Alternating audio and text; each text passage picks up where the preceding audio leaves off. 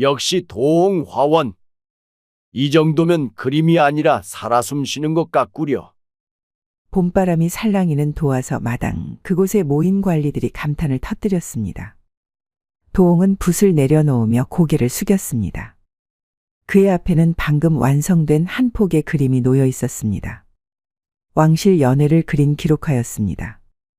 그림 속 인물들은 마치 말을 걸 듯 생생했고 바람에 흔들리는 수풀과 곱게 펼쳐진 비단 옷자락까지 섬세하게 표현되어 있었습니다. 붓끝 하나하나에 생기가 깃들어 있었고 색감은 부드럽게 어우러져 자연스러웠습니다. 이런 솜씨를 두고 천재라 하지 않는다면 누구를 천재라 하겠소? 고위 관리 중 한 명이 만족스럽다는 듯 고개를 끄덕이며 말했습니다. 도홍화원은 도와서 제조 자리에 올라야 마땅하오. 과분한 말씀이십니다. 도홍은 겸손하게 대답했지만 그 얼굴에는 미묘한 미소가 떠올랐습니다. 그러나 그 모습을 바라보는 다른 한 사람이 있었습니다. 도홍의 뒤편에서 묵묵히 붓을 쥐고 있던 젊은 화원, 장유는 입술을 꼭 깨물었습니다.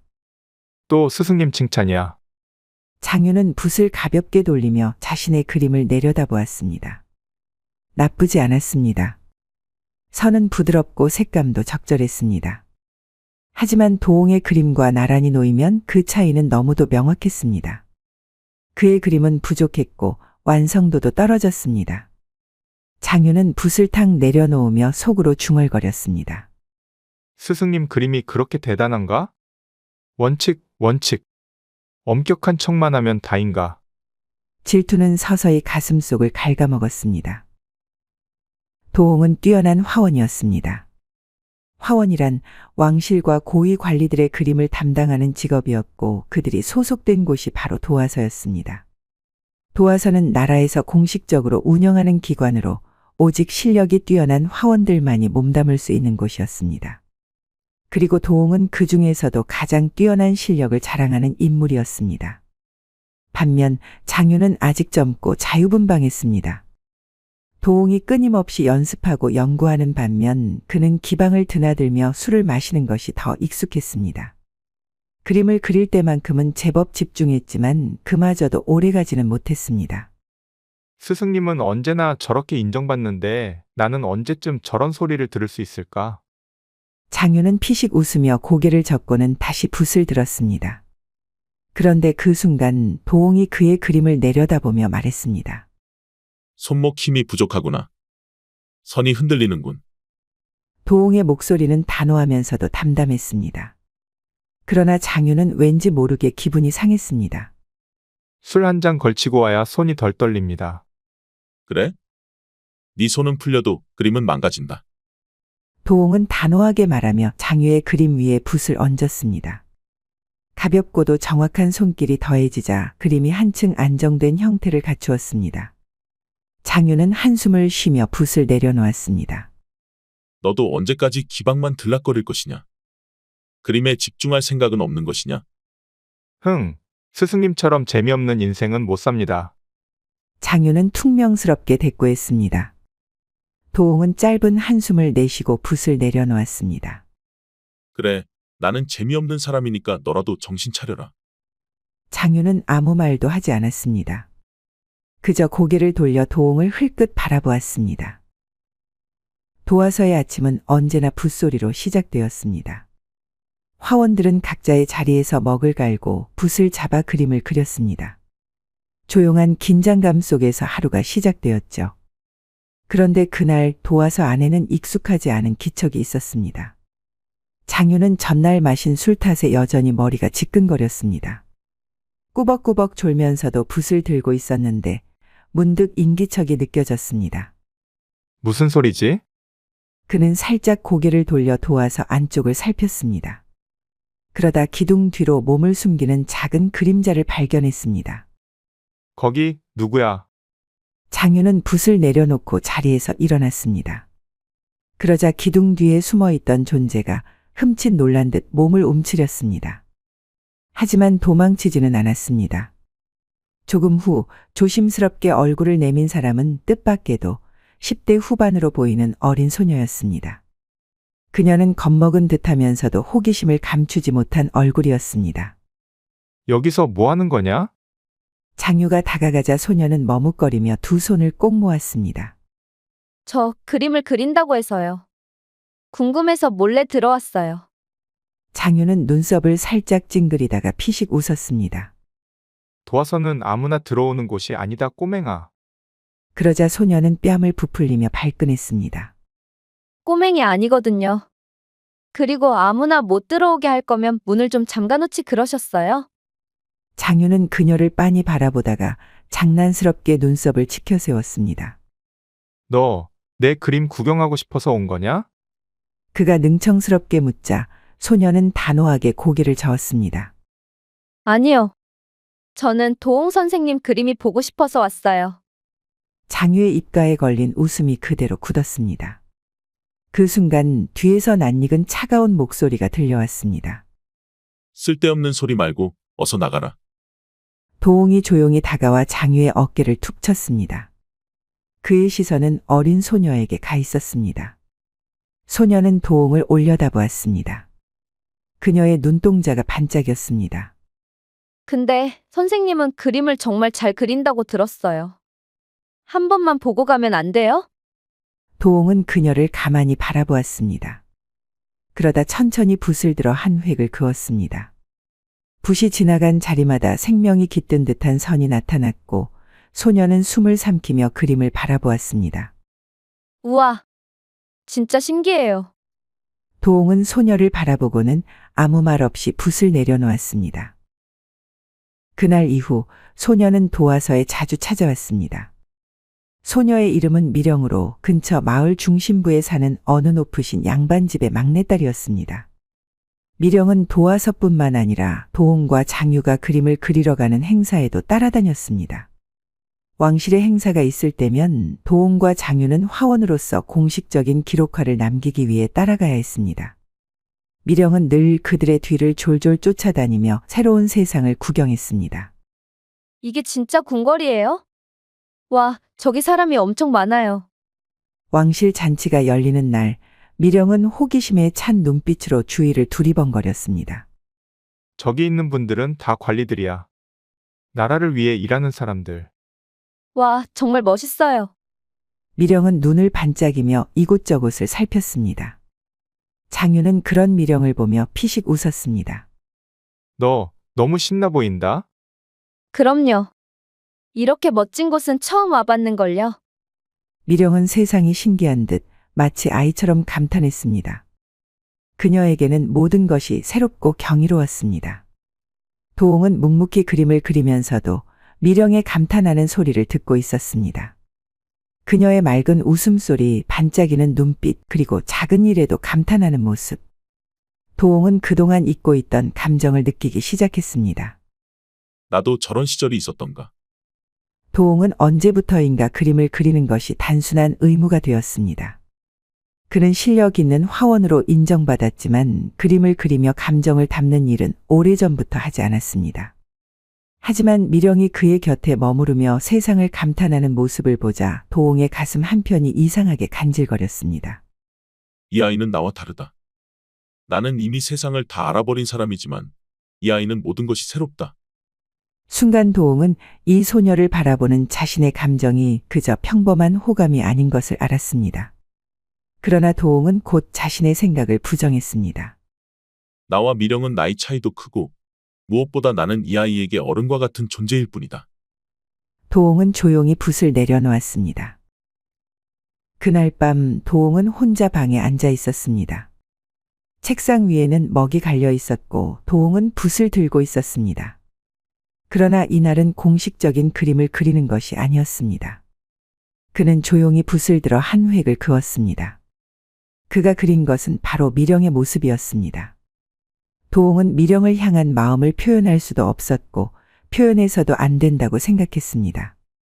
그래서 그는 그림으로만 그녀를 남기려 했습니다. 그녀가 궁금해하며 눈을 반짝이던 모습, 감탄하며 두 손을 모으던 모습, 그리고 웃으며 도홍을 바라보던 얼굴. 그 모든 것을 그는 붓끝으로만 담아냈습니다. 그렇게 도홍의 방 안에는 미령의 초상화가 조용히 놓이게 되었습니다. 미령이 도화서로 들어섰을 때 내부는 평소보다 한산했습니다. 화원들은 각자 그림을 그리고 있었지만 그녀가 찾는 사람의 모습은 보이지 않았습니다. 미령은 주변을 두리번거리다 곧장 장유에게 다가갔습니다. 그는 붓을 손가락 사이에서 빙글빙글 돌리고 있었습니다. 오라버니, 선생님 어디 가셨어요? 장유는 붓을 돌리던 손을 멈추고 피식 웃었습니다. 오늘 고을 행사 기록화를 그리러 지방에 내려가셨다. 며칠간 안 돌아오실 거야. 아, 미령은 잠시 실망한 듯 보였지만 곧 아무렇지 않은 척 고개를 끄덕였습니다. 장유는 그녀를 힐끗 바라보며 입꼬리를 올렸습니다. 너는 스승님만 찾는구나. 미령은 곧장 받아쳤습니다. 오라버니는 기방의 누님들만 찾잖아요. 허, 내가 그 누님들보다 관심 있는 여인이 하나 있긴 한데. 장유는 장난기 어린 눈빛으로 미령을 바라보며 몸을 살짝 기울였습니다. 그러나 미령은 단호하게 물러나더니 팔짱을 끼고 차갑게 말했습니다. 그 여인은 불쌍하시겠네요. 야속하네, 미령아. 그렇게 매몰차게 구는 거 아니야. 오라버니 같은 분은 싫어요. 장유는 일부러 과장되게 가슴을 쓸어내리며 한숨을 쉬었습니다. 아, 가슴 아파라. 이렇게 미인한테 싫다는 소리 들으니? 그러나 미령은 눈 하나 깜빡이지 않고 말했습니다. 이렇게 싫어하는 여인도 많으실 텐데요. 장유는 미령이 이런 식으로 나올 때마다 묘한 감정이 들었습니다. 기방에서 만나는 여자들은 대개 그의 말에 넘어갔습니다. 웃으며 맞장구를 치고 가볍게 장난을 받아주는 것이 보통이었죠. 그러나 미령은 달랐습니다. 그녀는 한 번도 장유에게 쉽게 휘둘린 적이 없었습니다. 그는 미령을 빤히 바라보다가 능청스럽게 물었습니다. 그럼 너는 어떤 사내가 좋으냐? 미령은 한순간 말을 멈추었습니다. 그녀의 머릿속에는 문득 도홍이 떠올랐습니다. 붓을 잡고 조용히 그림을 그리던 모습, 짧고 간결한 말투, 가끔 무심하게 건네던 한마디. 그녀는 그 감정을 정확히 정의할 수 없었습니다. 도홍이 그저 존경하는 스승인지 아니면 다른 감정이 섞여 있는지. 하지만 확실한 것은 장유처럼 가벼운 사람과는 다르다는 것이었습니다. 미령은 짧게 한숨을 쉬고는 일부러 시선을 피하며 말했습니다. 오라버니 같은 사람만 아니면 돼요. 장유는 순간 기분이 나빠졌습니다. 내가 뭐가 어때서? 너무 가벼워요. 미령이 단호하게 대답하자 장유는 애써 웃음을 지으며 다시 말을 걸었습니다. 그래도 네가 도화서에 올 때마다 나랑 얘기하지 않냐? 내가 그렇게 싫으면 아예 안 오면 될 텐데. 미령은 뜨끔했지만 여전히 도도한 표정을 유지하며 대답했습니다. 선생님을 보러 온 거예요. 오라버니 보러 온 거 아니고요.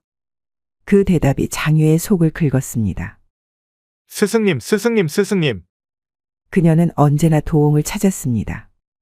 장유는 그것이 점점 신경 쓰이기 시작했습니다.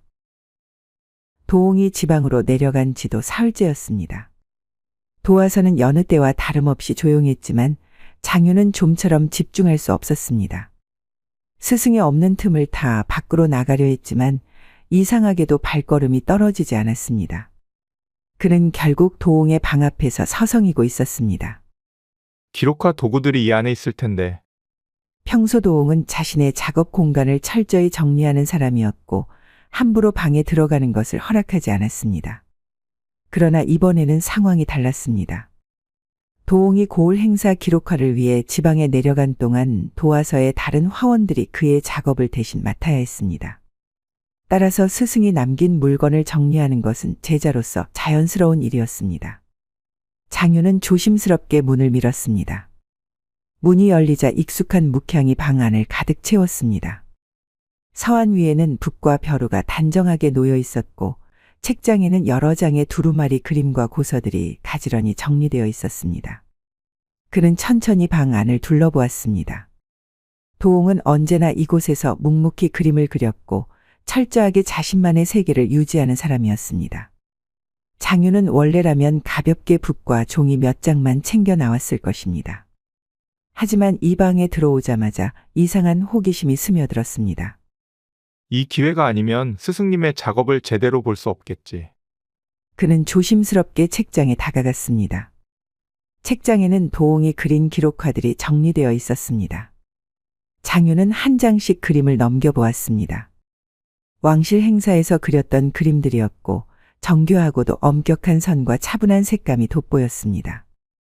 그때 책장 구석에 놓인 작은 나무 상자가 눈에 띄었습니다. 이건 뭐지?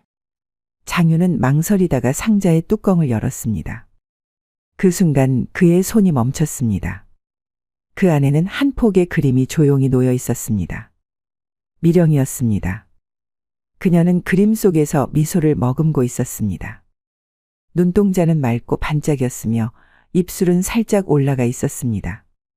장유는 그림을 보고 순간 웃음을 지었습니다. 스승님, 이러시면 안 되지요. 그러나 웃음은 오래가지 않았습니다. 장유는 그림을 천천히 내려다보았습니다. 이 그림은 단순한 기교가 아니었습니다. 붓끝에는 감정이 실려 있는 것이었습니다. 도홍은 철저한 원칙주의자였습니다. 제자들에게 감정을 배제한 채 그림을 그릴 것을 강조했고 언제나 절제된 태도를 유지하는 사람이었습니다. 그런 도홍이 미령을 그렸습니다. 그것도 이렇게 애정이 가득 담긴 모습으로. 장유는 피식 웃으며 중얼거렸습니다. 결국 스승님도 사람이긴 하군요. 그러나 그의 손끝이 점점 떨리기 시작했습니다. 그림을 바라볼수록 묘한 감정이 스며들었습니다. 질투였습니다. 도홍은 평생을 그림에 바친 사람이었고 연애에는 관심조차 없는 듯 보였습니다. 그런데 그가 미령을 그린 것입니다. 장유는 그림을 든 채 미령과 도홍을 떠올렸습니다. 미령은 장유에게 늘 차가운 태도를 보였습니다. 하지만 도홍에게는 달랐습니다. 그를 향한 그녀의 눈빛은 다른 감정이 서려 있는 듯 보였습니다. 그 순간 장유의 머릿속에서 하나의 생각이 떠올랐습니다. 미령이 이 그림을 본다면 과연 어떤 반응을 보일까? 장유는 천천히 웃었습니다. 그리고 그는 그림을 소매 안으로 집어넣었습니다. 미령은 오늘도 도화서를 찾았습니다. 평소처럼 도홍을 만나러 온 것이었지만 그는 여전히 지방에서 돌아오지 않았습니다. 대신 장유가 그녀를 맞이했습니다. 오늘도 스승님만 찾으러 온 거냐? 장유는 담장에 기대어 서서 미령을 바라보았습니다. 미령은 그를 힐끗 보았지만 별다른 대꾸 없이 고개를 돌렸습니다. 선생님은 언제 돌아오시나요? 그건 내가 어떻게 아느냐. 그래도 나도 화원인데 나랑 이야기하는 건 그렇게 싫으냐? 네. 미령은 단호하게 대답하고는 곧장 도화서를 떠나려 했습니다. 장유는 피식 웃으며 그녀를 붙잡았습니다. 잠깐, 스승님이 안 계셔도 너한테 보여줄 게 하나 있는데. 미령은 그의 말에 별다른 기대 없이 돌아섰습니다. 장유는 조심스럽게 품속에서 한 장의 그림을 꺼내 펼쳤습니다. 그 순간 미령의 눈이 흔들렸습니다. 그녀의 초상화였습니다. 붓끝마다 생기가 깃든 듯한 그림이었습니다. 미령은 놀란 듯 눈을 크게 떴습니다. 이건 제가 맞나요?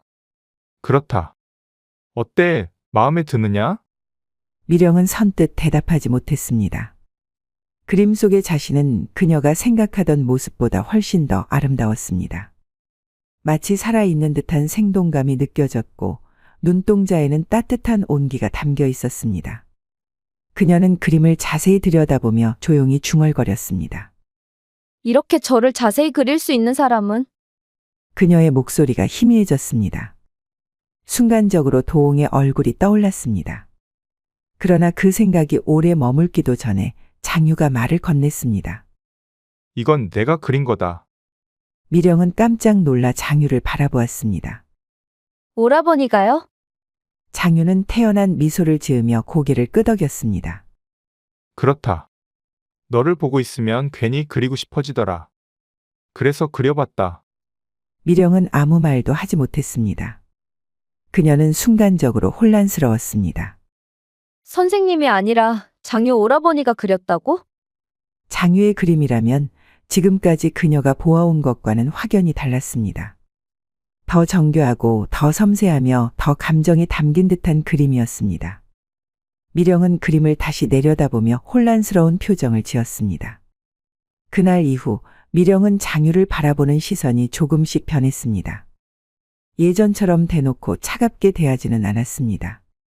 장유가 장난스럽게 농을 걸어도 예전 같았으면 매몰차게 대꾸했을 말을 한 번쯤은 삼키기도 했습니다.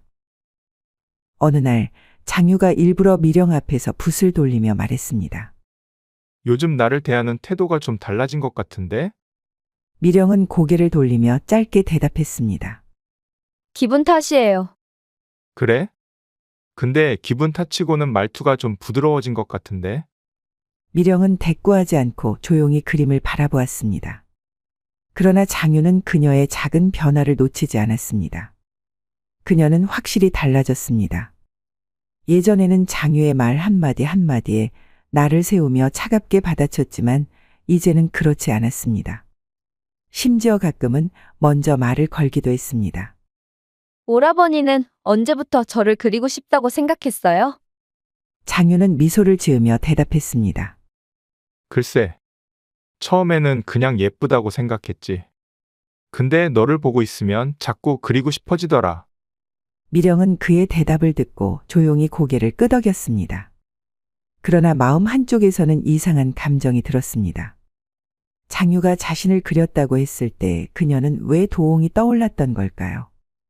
그 감정이 무엇인지 그녀 스스로도 알 수 없었습니다. 그러나 확실한 것은 그녀가 장유를 보는 시선이 예전과는 달라졌다는 것이었습니다. 봄이 깊어가며 도화서 뒷산에는 꽃이 만개했습니다. 벚꽃과 살구꽃이 흐드러지게 피어 작은 바람에도 꽃잎이 흩날렸습니다. 그날 장유는 일부러 도화서 마당에서 붓을 휘휘 돌리며 말했습니다. 미령아, 오늘 날씨가 참 좋은데 말이지. 미령은 조용히 붓을 잡고 앉아 있다가 힐끗 그를 보았습니다. 그러니까요. 그래서요? 가만히 앉아만 있으면 답답하지 않냐? 마침 도와서 뒷산에 꽃이 흐드러지게 폈더라. 같이 가서 구경할래? 미령은 잠시 망설였습니다. 그러나 뒷산에 꽃이 만개했다는 말에 마음이 흔들렸습니다. 도홍이 돌아오지 않은 지 꽤 되었고 도화서에 혼자 머물러 있는 것이 조금은 무료하게 느껴졌던 것도 사실이었습니다. 잠깐만 보고 오는 거예요. 장유는 미소를 지으며 그녀를 앞장서서 이끌었습니다. 꽃이 흐드러지게 핀 뒷산. 미령은 꽃 사이를 걸으며 작은 탄성을 내뱉었습니다. 와, 정말 예쁘네요. 꽃잎이 바람에 흩날리며 그녀의 머리 위로 떨어졌습니다. 그 모습을 본 장유는 슬며시 그녀의 얼굴로 손을 뻗었습니다. 미령이 깜짝 놀라며 그를 올려다보았습니다. 오, 오라버니? 가만히 있어봐. 장유는 미령의 머리 위에서 꽃잎 하나를 조심스럽게 집어냈습니다. 그러나 손길이 머물던 시간이 길었습니다. 그는 손끝으로 미령의 머리카락을 살짝 쓸어내리며 조용히 웃었습니다. 이렇게 가까이서 보니까 너 참 예쁘구나. 미령은 당황한 듯 시선을 피했습니다. 오라버니, 또 그런 농을. 농이 아니다. 장유의 목소리가 낮아졌습니다. 나 너한테만 이러는 거다. 이제 알 때도 됐잖아. 미령의 가슴이 두근거렸습니다. 그녀는 장유의 눈을 바라보며 순간적으로 혼란스러워졌습니다. 그녀의 머릿속에는 도홍의 모습이 스쳐 지나갔습니다. 하지만 지금 그녀의 눈앞에는 장유가 있었습니다. 오라버니, 장유는 그녀의 얼굴을 조심스럽게 감싸며 속삭였습니다. 한 번만 눈 감아봐. 미령은 저도 모르게 눈을 감았습니다. 그리고 이내 따뜻한 입술이 그녀의 입술에 닿았습니다. 미령은 순간 몸이 굳었지만 장유는 부드럽게 그녀를 끌어당겼습니다.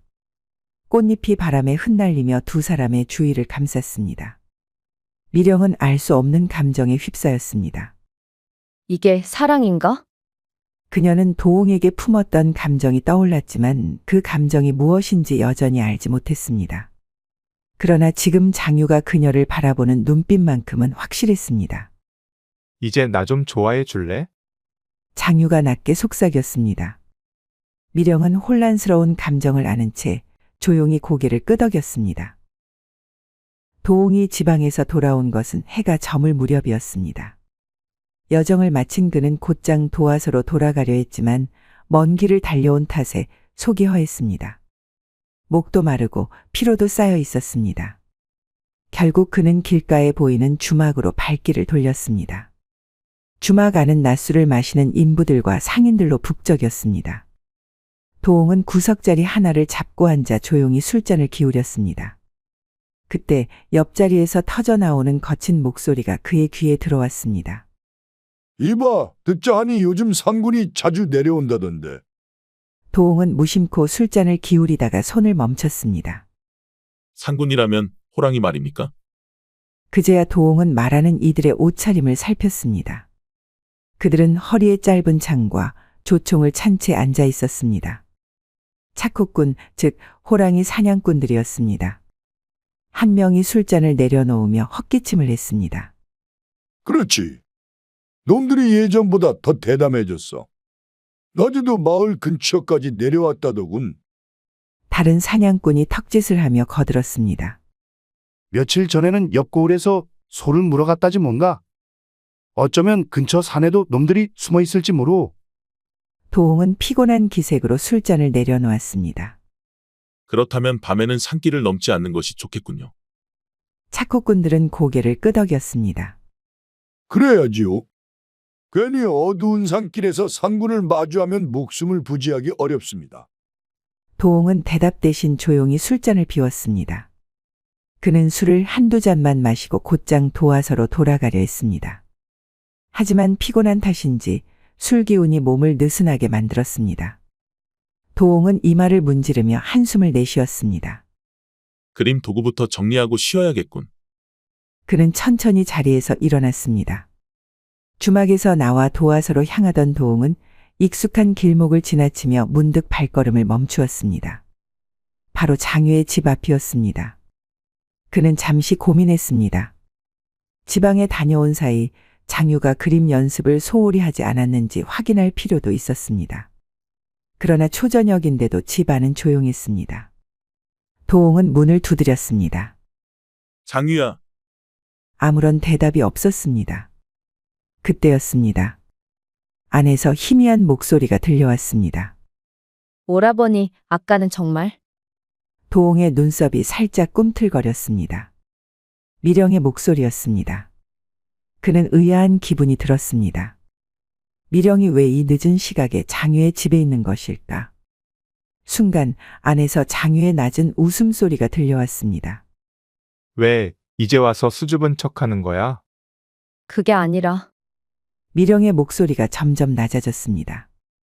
그 뒤로 들려오는 소리는 점점 더 도홍의 얼굴을 굳게 만들었습니다.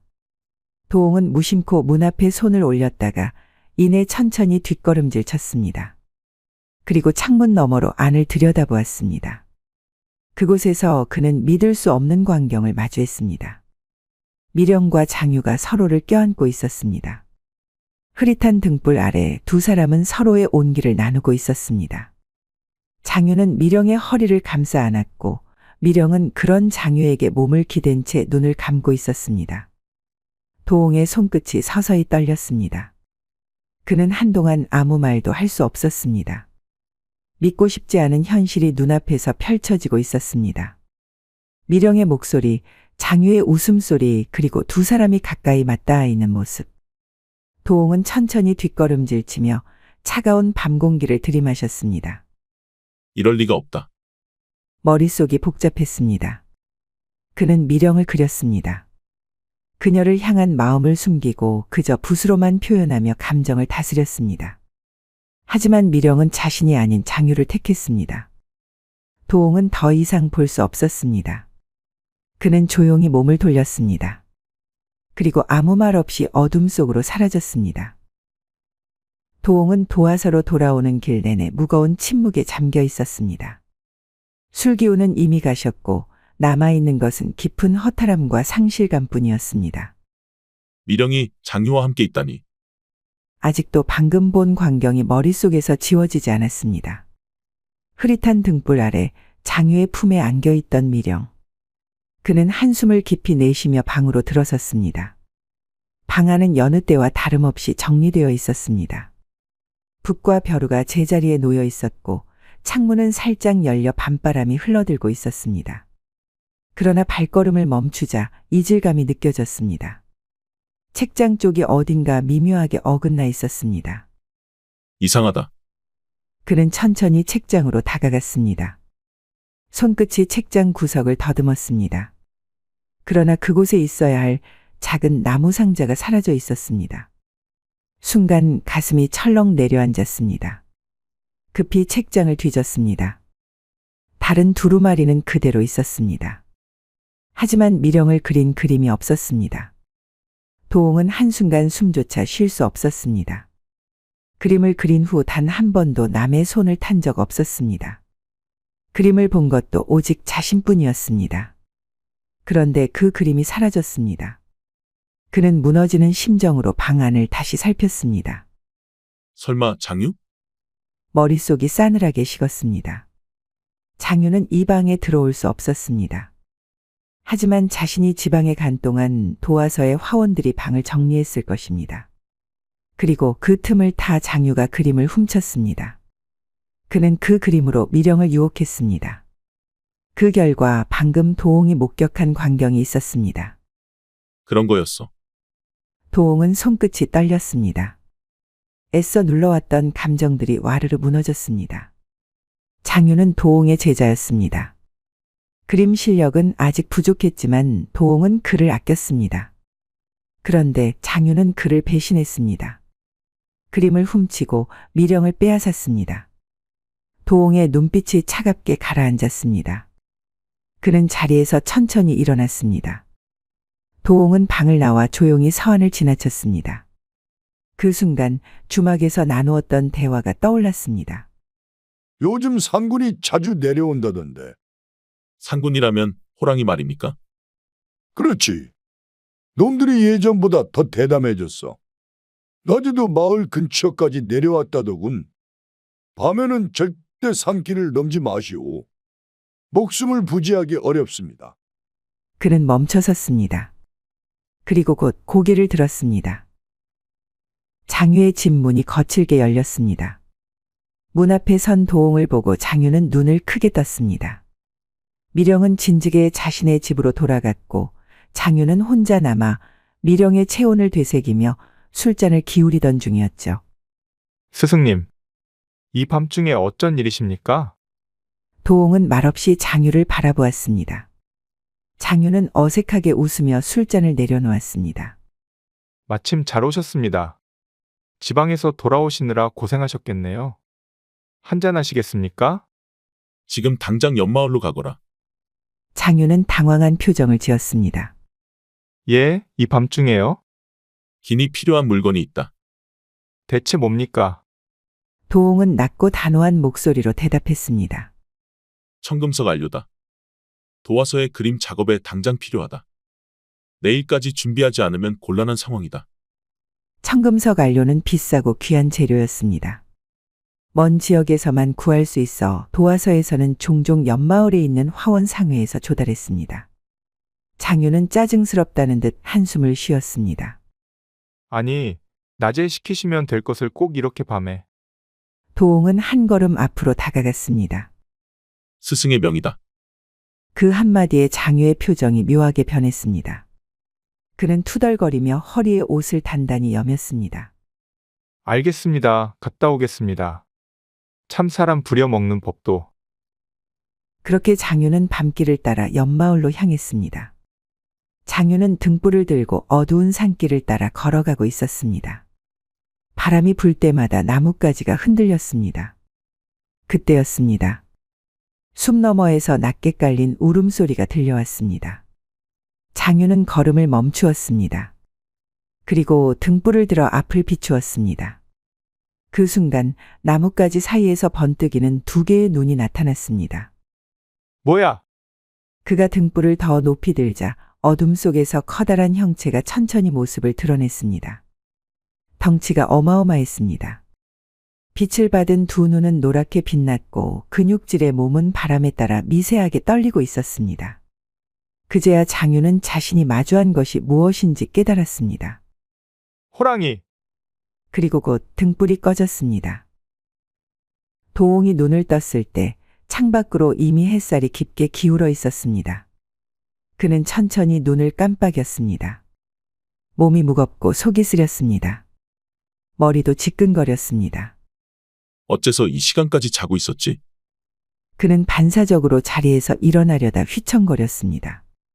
방 한구석에는 어젯밤 비워낸 술병이 널브러져 있었습니다. 내가 이렇게까지 마셨단 말인가? 도홍은 한동안 흐릿한 정신으로 어젯밤을 떠올리려 했습니다. 평생을 절제하며 살아온 그였습니다. 술을 마셔도 절제했고 감정을 드러내지도 않았습니다. 그런데 어젯밤 그는 분을 이기지 못하고 몸에 맞지도 않는 과음을 했습니다. 그렇게 마시고도 끝내 분이 풀리지 않았던 것 같았습니다. 머릿속이 아득했습니다. 무엇 때문이었지? 그는 천천히 몸을 일으키며 바닥에 널려있는 물건들을 정리했습니다. 그리고 익숙한 습관대로 책장 쪽으로 손을 뻗었다가 손이 허공을 휘저었습니다. 그제야 그는 책장 구석을 바라보았습니다.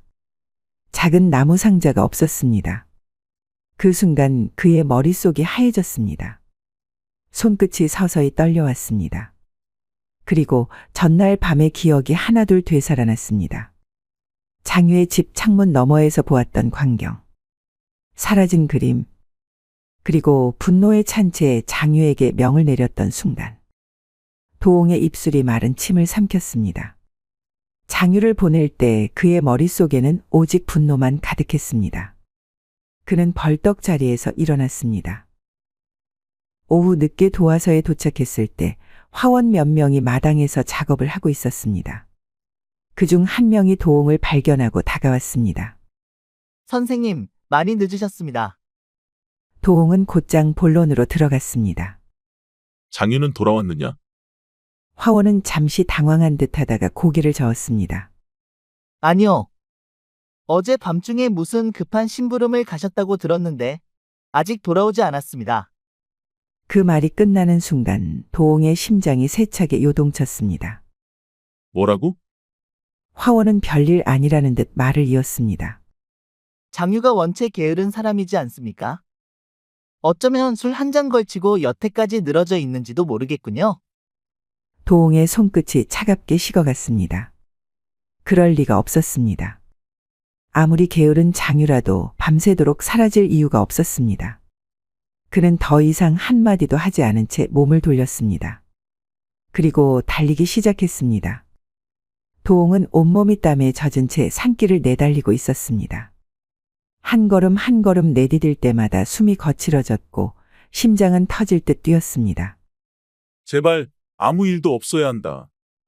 희미한 희망을 붙잡고 뛰었지만 불길한 예감은 점점 더 커져만 갔습니다. 얼마나 달렸을까? 어둠이 가시고 햇빛이 나뭇가지 사이로 스며드는 순간 도홍의 눈앞에 붉은 흔적이 보였습니다. 그의 발이 저절로 멈춰섰습니다.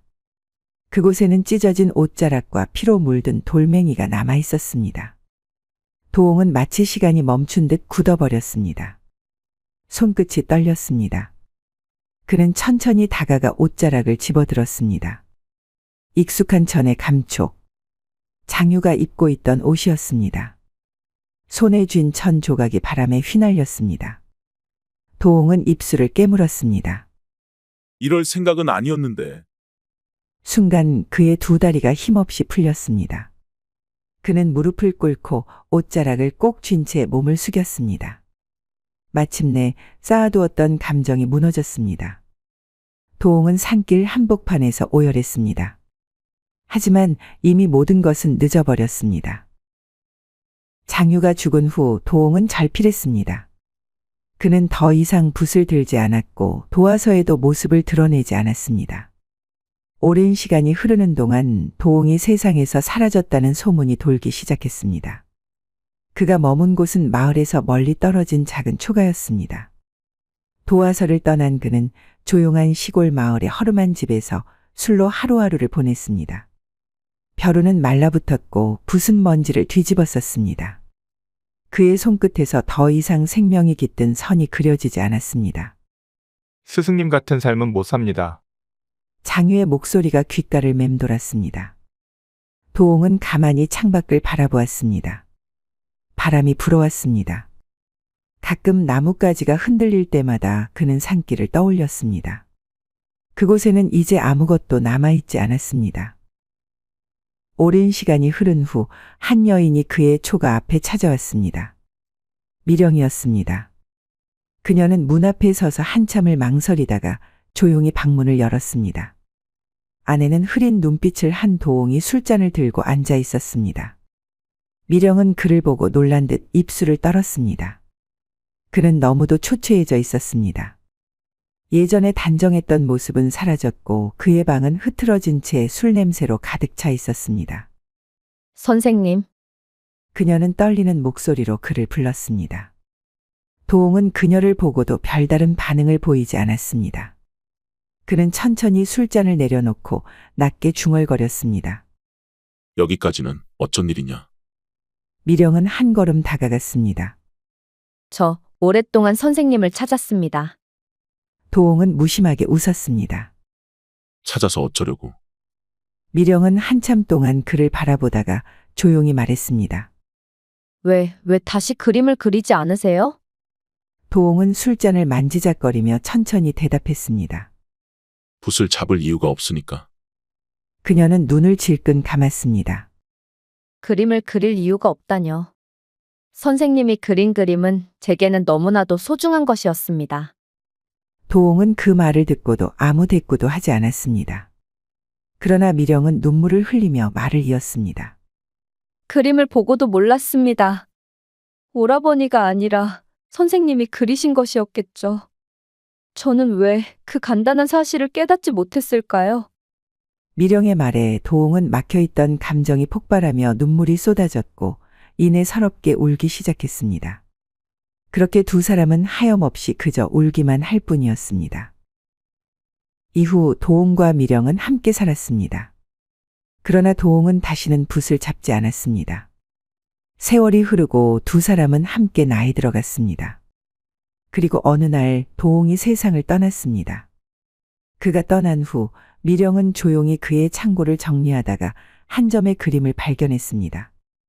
그것은 먼지에 덮여 있었지만 조심스럽게 펼쳐보니 그 속에는 도홍, 미령 그리고 장유가 함께 그려져 있었습니다. 미령은 그림을 꼭 안고 조용히 눈물을 흘렸습니다. 그것이 도홍이 남긴 마지막 그림이었습니다. 야다마 씨의 다음 이야기를 빠르게 시청하시려면 동그라미를 클릭하여 구독을 눌러주세요. 감사합니다.